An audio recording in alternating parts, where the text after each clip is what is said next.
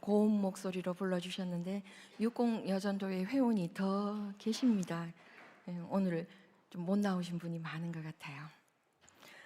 아까 찬양 인도해 주신 팀 어수선이라고 하셨죠. 자주 어수선 했으면 좋겠습니다. 너무 감사합니다. 자, 여러분 퀴즈 하나 낼게요. 이스라엘이 남과 북으로 갈라진 후에 어느 나라가 먼저 망했습니까? 북이스라엘 정답이에요. 맞추신 분은 자기가 알아서 상 주시기 바랍니다. 그러면 북이스라엘이 어느 나라에 망했나요? 아수르. 나가실 때 아이스크림 자기 돈으로 사 드십시오. 그때 그러면 남유다에는 어느 왕이 다스리고 있었습니까? 누구예요? 히스기야라고 대답하신 분 누구예요? 정답이에요. 남편한테 아이스크림 사달라고 하세요. 네. 북이스라엘이 주전 722년에 아수르에 먼저 망할 때 그 당시 남유다에는 히스기야 왕이 다스리고 있었습니다. 그러면 히스기야 왕 그러면 여러분 뭐가 떠오릅니까? 기도. 그럴 줄 알았습니다. 기도해서 어떤 응답을 받았는데요? 15년 생명 연장 받았지요. 그리고 히스기야가 죽고 난 다음에 히스기야의 아들 므낫세가 왕위에 올랐는데 몇 살이었습니까? 몇 살이더라? 13살입니다. 언제 낳은 자식입니까? 기도 응답으로 생명을 연장받고 낳은 자식입니다. 복덩이였겠죠. 귀했겠죠. 그래서 귀하게 길렀겠죠. 그래서 그랬는지는 모르겠지만 므낫세는 남유다에서 가장 악한 왕이었는데 빨리 죽지도 않았어요. 무려 55년간을 통치했습니다. 그리고 그 악한 왕 므낫세 밑에 아몬 밑에 누구요? 요시야라는 왕이 태어났습니다. 왜 이렇게 길게 얘기하냐 지금 남의 나라 역사를. 요시야 왕이 통치하던 13년째 통치하던 해에 예레미야가 선지자로 부르심을 받았습니다. 예레미야가 선지자로 부르심을 받았을 때가 대략 주전 627년 그때쯤이라고 해요. 그때 부르심을 받았는데 우리가 예레미야 1장에 보면 부르심 받았을 때 예레미야가 나는 아이입니다 이렇게 고백을 하죠. 그래서 유대 랍비들은 그때 당시 예레미야가 아마 14세 정도 됐을 것이다 이렇게 주장들을 하고, 학자들은 대체로 아니야 18살에서 20살 정도 됐을 거야 이렇게 이야기를 해요. 지금 우리 100세 시대를 기준으로 보면 아이 맞습니다. 아이라 하고 부르심을 받았는데 어느 때라고요? 요시야. 그럼 우리가 아는 요시야는 뭘 했던 사람입니까? 제2의 종교 개혁을 했던 사람이죠. 근데 예레미야가 부르심을 받았을 때는 아직 종교 개혁을 시작하기는 전이에요. 그때 부르심을 받았는데 예레미야는 이 남유다만의 선지자로 부르심을 받은 게 아니에요. 오늘 집에 가시면 심심하시잖아요. 예레미야 꼭 읽어보세요. 1장을 보시면 세계 여러 나라의 선지자로 하나님이 부르셨습니다. 남유다만이 아니라 유다를 둘러싸고 있는 이 수많은 나라들, 이거를 좀 더 고급스럽게 표현하면 인류 전체에 대한 하나님의 뜻을 선포하기 위해서 하나님이 부르셨습니다. 그렇게 부르셨는데 여러분 선지자가 어떤 시대에 주로 등장하던가요? 자, 1번 평화롭고 아무 문제 없는 시기, 2번 뭔가 어려움이 있는 시기. 다들 맞추셨네요. 뭔가 어려움이 있을 때에 주로 선지자들이 부르심을 받습니다. 여러분 머릿속에 지금 선지자 그러면 누가 떠오릅니까? 우리 한국인이 좋아하는 엘리야 어느 때에 부름을 받았습니까? 악한 왕 아합의 때에 부름 받았죠. 또 우리 좋아하는 다윗 왕 때에도 다윗 왕이 범죄했을 때 누가 용감하게 찾아갑니까? 예, 찾아가서 뭐라고 합니까? 당신 죄인입니다 하지요. 그렇게 부르심을 받았다는 것을 생각하면 지금 예레미야가 부르심을 받았을 때 하나님께 받은 사명이 얼마나 무거운지를 우리가 좀 살펴봐야 돼요. 하나님이 예레미야를 부른 다음에 뭐라고 하셨는지 아십니까? 너는 뽑고 파괴하며 파멸하고 넘어뜨리며 1장 10절입니다. 지금 펼쳐져 있죠. 한 장만 넘겨보십시오. 1장 10절. 보라, 내가 오늘 너를 여러 나라와 여러 왕국 위에 세워 내가 그것들을 뽑고 파괴하며 파멸하고 넘어뜨리며, 지금 부순다는 내용이 4번이나 반복되어서 나오죠. 뽑고 파괴하며 파멸하고 넘어뜨리며. 그럼 부수는 게 목적입니까? 선지자가 선포하는 말씀이 아니죠. 뭘 부수겠습니까? 잘못된 것 부수고 난 다음에 그 다음에는 어떻게 해야 됩니까? 다시 세워야죠. 그래서 그 뒤에 나오는 말씀이 뭡니까? 건설하고 심게 하였느니라. 그럼 예레미야가 지금 부르심을 받은 그 시대가 선한 시대인 것 같습니까? 악한 시대인 것 같습니까? 악한 시대입니다. 겉으로는 아무 문제가 없는 것 같은 시대입니다. 북이스라엘은 주전 722년에 아수르에 망했지만 망하고 나서도 보세요. 히스기야가 죽고 므낫세도 55년 통치하고 죽고 아몬은 2년밖에 안 다스렸지만 죽고, 그리고 나서 이 요시야 왕이 재위한 지 13년째 되던 해니까 이렇게 대충 따져봐도 한 100년? 그 정도 세월이 지나는 동안에 아수르는 점점 힘이 약해지고 신흥 강자가 떠올랐어요. 그게 누구예요? 바벨론이에요. 그렇게 떠오르는 동안에 이 남유다도 뭐 이리저리 흔들리기는 했어도 그래도 별 큰 문제 없이 살아왔단 말입니다. 그렇게 별 문제 없는 것 같은 때에 하나님이 이 선지자를 부르셔서 왜 이렇게까지 4번이나 뽑고 파괴하고 파멸하고 무너뜨리고 그렇게 해야 될 정도로 지금 나라가 상황이 안 좋다고 말씀하시는 걸까요? 겉으로는 문제가 없어 보였지만 지금 유다는 망해가고 있는 중이었기 때문에 그렇습니다. 목사님 이상한데요? 요시야가 종교개혁 했잖아요. 맞아요. 했죠.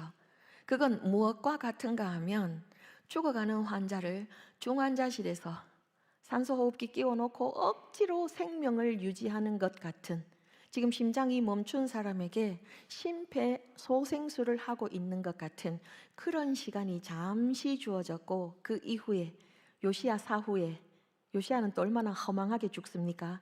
그 후에 급속도로 빠르게 무너져서 결국은 나라가 완전히 망하게 되었죠. 그때 부르심을 받은 이 예레미야는 어느 가문 출신이냐 하면 1장에 보면 다 나옵니다. 베냐민 지파 아나돗 지방에 있는 제사장 힐기야의 아들, 이렇게 나옵니다. 아나돗은 어떤 지역인지 기억나십니까? 솔로몬이 왕위에 오를 때 다윗이 솔로몬을 왕으로 만들기 직전에 아도니아가 반역을 일으켰던 거 기억나시죠? 그 아도니아 편에 붙었던 제사장이 아비아달인데, 그 아비아달이 파면당하고 너는 너의 고향으로 돌아가라 해서 쫓겨난 지역이 바로 이 아나돗입니다. 그러니까 이 지역은 지역 자체가 그리 영광스럽지 못한 역사를 가지고 있는 동네이고 패배의식을 가지고 있는, 지역적으로 봤을 때 그런 동네인데, 거기 출신 제사장 가문의 예레미야를 하나님이 쓰셨습니다. 하나님은 우리의 지역이나 우리의 출신, 우리의 가문을 따지지 않고 쓰시려고 하는 자를 그냥 들어서 쓰시지요. 근데 그렇게 불러서 지금 맡기신 사명이 이 백성들에게 이 나라가 망한다고 외치라고 하시는 겁니다. 지금 아무 문제 없는데요. 요시야 왕이 잘 다스리고 있는데요. 아직 종교개혁은 시작하지 않았지만 좀 있으면 종교개혁도 하는데요. 나라가 별 문제 없이 보이는 그때에 예레미야에게 주신 사명이 뭐라고요? 나라 망한다고 외쳐야 된다는 거예요. 망한다. 우리나라 망한다. 왜 망하느냐? 우리의 죄 때문에 망한다. 근데 우리의 죄가 그럼 도대체 뭐냐? 여러 가지 죄가 많은 것 같죠. 근데 그 죄를 요약해서 말씀해 주시는 것이 오늘 본문 말씀이에요. 제가 본문 말씀을 세 번역으로 가져왔어요. 함께 읽어보시겠습니다. 참으로 나의 백성이 두 가지 악을 저질렀다. 하나는 생수의 근원인 나를 버린 것이고 또 하나는 전혀 물이 고이지 않는 물이 새는 웅덩이를 파서 그것을 샘으로 삼은 것이다. 아멘. 지금 예레미야를 통해서 하나님이 무슨 말씀을 하십니까? 하나님의 백성 이스라엘이 두 가지 악을 저질렀다 이렇게 말씀하십니다. 그 두 가지 악의 첫 번째는 생수의 근원인 나, 여기서 나는 하나님입니다. 생수의 근원인 하나님을 버린 것이 첫 번째 죄이다. 이스라엘 백성이 가나안에 들어오기 이전에 광야를 방황할 때 경험했던 것이 무엇입니까? 하나님이 반석에서 샘물을 내시는 거였죠. 그 건조한 땅에서, 아무 소망 없는 땅에서 자기 백성이 목말랐을 때 반석에서 물을 내신 하나님, 그 물은 생수입니다. 깨끗한 물입니다. 살아나게 하는 물입니다. 그래서 자기 백성을 살리는 물이 되었습니다. 그런데 그런 생수의 근원인 하나님을 약속의 땅 가나안에 들어온 이후에 바로 버린 것입니다. 대책 없는 광야를 돌 때는 하나님이 대책이 되어 주셔서 감사했고 하나님밖에 바라볼 것이 없었기 때문에 하나님만 바라보았는데 이제 풍요로운 가나안에 들어오니까 곡식도 거두고 양떼들도 번성하고 이웃과도 사이좋게 지내면서 무엇 하나 모자라는 게 없어진 겁니다. 그래서 하나님부터 버렸습니다. 그리고 또 하나의 죄악이 무엇이라고 합니까? 전혀 물이 고이지 않는, 물이 새는 웅덩이를 새로 팠는데 그것이 그들이 샘으로 삼은 웅덩이라고 말씀하십니다. 이게 지금 우리 이 대한민국 땅을 기준으로 생각하시면 안 됩니다. 우리는 봄, 여름, 가을, 겨울 사시사철 비가 오는 나라예요. 근데 이 땅은 비가 오는 시기가 있고 비가 오지 않는 시기가 있습니다. 비가 오는 시기에 그 빗물을 받아서 저장을 해 놓아야 비가 오지 않을 때에도 그 물을 쓸 수가 있죠. 그래서 이 땅에서 웅덩이를 팔 때 어떻게 파느냐? 바위를 파내어서 그 속을 회반죽으로 칠을 해요. 그래서 그게 굳으면 거기를 저수지로 삼아서 물을 모아 놓습니다. 근데 이 회반죽이 물에서 어떻게 돼요? 녹겠죠. 녹아서 뿌옇게 석회수가 될 수 있겠죠. 생수와 차이가 있죠. 모아놔 봤자. 거기에다가 곤충들도 빠져 죽고 작은 동물들도 지나가다가 빠져 죽으면 물 자체가 부패하여서 먹을 수 없는 물이 될 수도 있어요. 그래도 물이 있으면 어떻게 정수라도 해보겠는데 그 다음이 문제입니다. 이 바위가 뭐 지진이라든지 무슨 다른 자연재해나 전쟁이나 이런 일이 일어나면 터지겠죠. 터지면 그 갈라진 틈으로 물이 다 새나가서 말이 웅덩이지 물 한 방울도 남지 않게 되기도 합니다. 지금 이스라엘 백성이 한 일이 뭐라고 말씀하십니까? 살리는 물, 생수의 근원이 되시는 하나님을 버리고 대신 샘으로 삼은 것이 자기 스스로 판 웅덩이인데 거기는 물을 저장하지 못한다고 얘기를 하죠. 그럼 이게 뭡니까? 우상입니다. 이스라엘 백성이 가나안 땅에 들어갔을 때를 한번 상상해 보십시오. 이들이 광야를 돌 때에도 그랬고 이집트 땅에 있을 때에도 그랬고 이들의 주된 산업은 목축업이에요. 근데 가나안 땅으로 들어갔더니 그들은 뭘 하고 있습니까? 농업을 하고 있습니다. 농사 지어 보신 분은 알겠지만 이 농사에는 기술이 필요해요. 때를 아는 지혜도 필요합니다. 언제 씨를 뿌려야 되는지 해봤어야죠. 언제 어떻게 거름을 줘야 되는지, 거름도 많이 줘야 되는지 얼마만큼 줘야 되는지 해봤어야죠. 아마도 그래서 첫 번째 타협이 시작됐겠죠. 그렇지만 그 타협이 나중에는 양심의 가책조차도 느끼지 않고 당연한 일이 되었겠죠. 시간이 많이 지난 후에는요, 누구도 문제를 제기하지 않는 수준까지 갔겠죠. 그들과 교류하려면 그들이 섬기는 우상을 인정을 해줘야 될 거 아닙니까? 거기에다가 사람들의 마음에 다 있는 종교심이 뭔가 스스로의 힘으로 어떤 일을 해낼 때 성취감을 느끼기 때문에 우리는 본능적으로 가만히 앉아서 말씀을 듣는 것 괴롭고 내 손으로 뭔가를 하는 게 즐겁습니다. 이스라엘 백성도 아마 그래서 말씀하시는 하나님 부담스러웠을 거예요. 축제를 행하는 이방인의 그 종교 행위가 훨씬 더 매력적이었을 겁니다. 근데 이렇게 했더니 문제가 생겼어요. 이스라엘 백성과 하나님 사이에는 무엇이 있습니까? 언약이 있습니다. 언약이 무엇입니까, 여러분? 너와 나 사이의 약속이지요. 말로 한 약속도 구속력이 있지요. 그런데 이 약속이 법적인 효력까지 가지게 되면 어떻게 됩니까? 그 약속을 일방적으로 깨뜨린 당사자는 불이익을 당하지요. 우리가 연예인들이 어떤 광고를 하다가 연예인이 이미지가 나빠지면 그 광고를 못하게 되고 위약금을 무는 거 보셨죠? 언약은 그런 겁니다. 근데 이스라엘 백성이 지금 하나님의 제사장 나라가 되고 제사장 백성이 되어서 온 인류를 구원하고자 하는 하나님과의 그 언약을 일방적으로 깨뜨렸을 때 그럼 남아있는 게 도대체 뭡니까? 그게 뭐겠습니까, 여러분? 그게 바로 이겁니다. 예레미야 2장 9절 함께 읽습니다. 그러므로 내가 너희를 다시 법대로 처리하겠다. 나 주의 말이다. 내가 너희 자손의 자손들을 법대로 처리하겠다.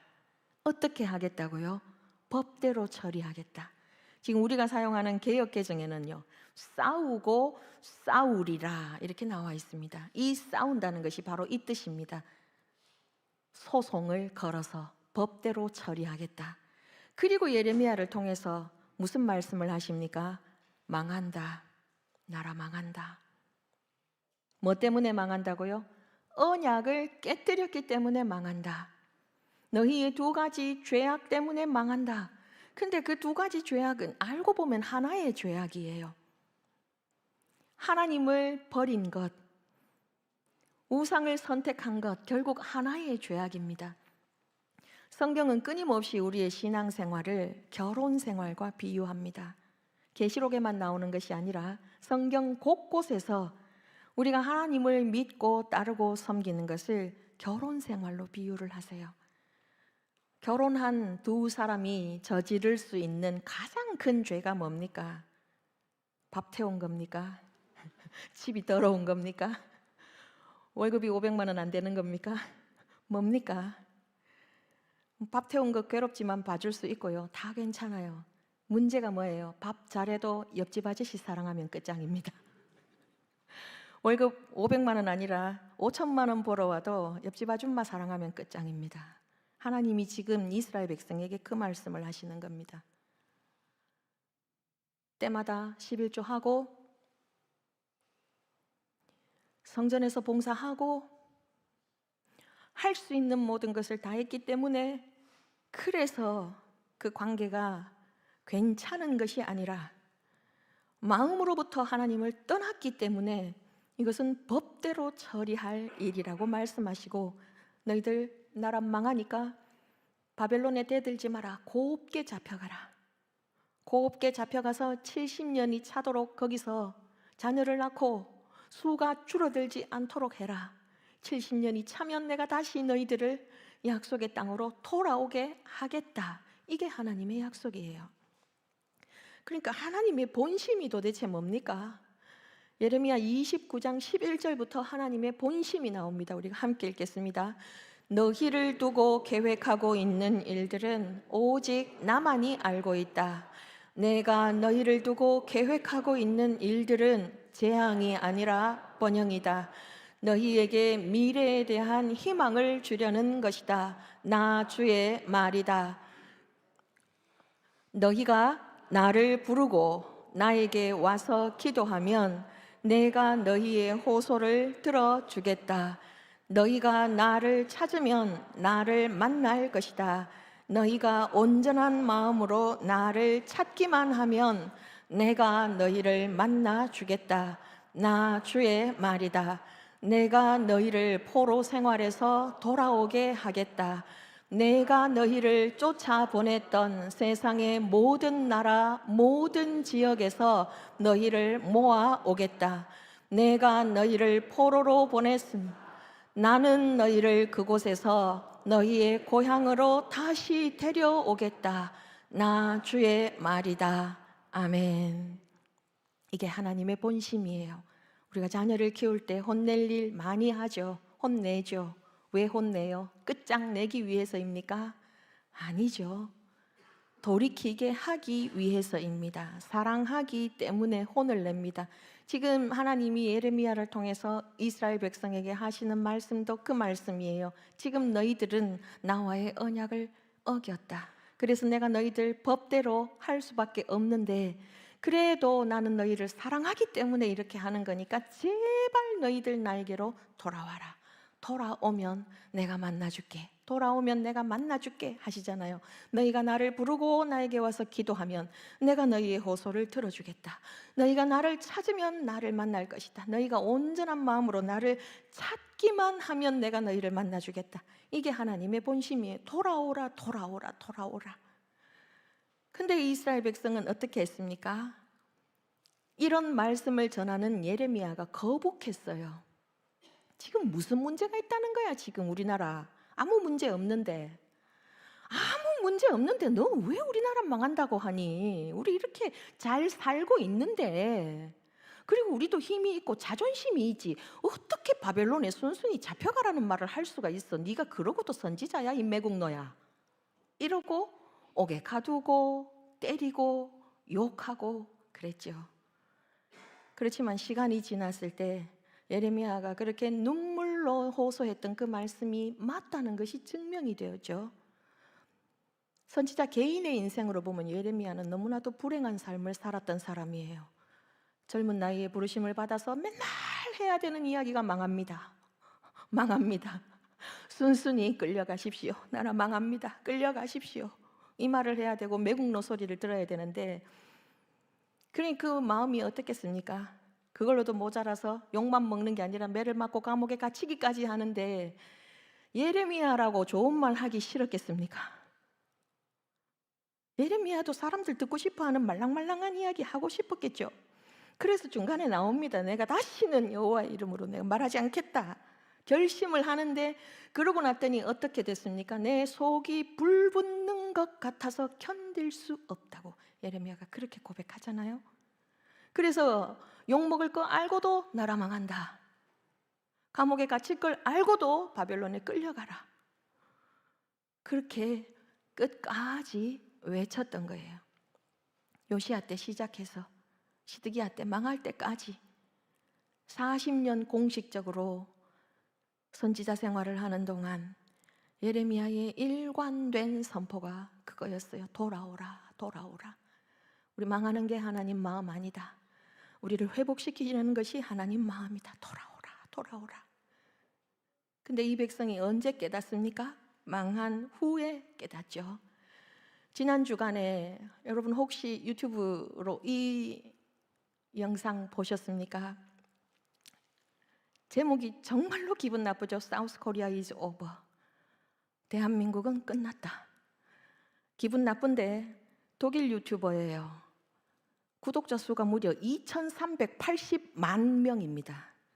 우리나라 인구 절반에 해당하는 2,380만 명이나 되는 구독자를 가진 독일 유튜버가 제목부터 기분 나쁘고 태극기가 저렇게 너무 속이 상해서 제가 주중에 봤어요. 봤더니 인구 감소 이야기더라고요. 가만 놔둬도 망한다. 이게 막 뜨거우니까 이제 언론에서도 몇몇 군데에서 다루기 시작했더라고요. 우리 가만 놔둬도 망하고 있는 중인 거 맞습니다. 출생아 수가 뭐 게임이 안 되니까요. 그런데 출생아 수 이전에 우리가 지금 망하게 생겼습니다.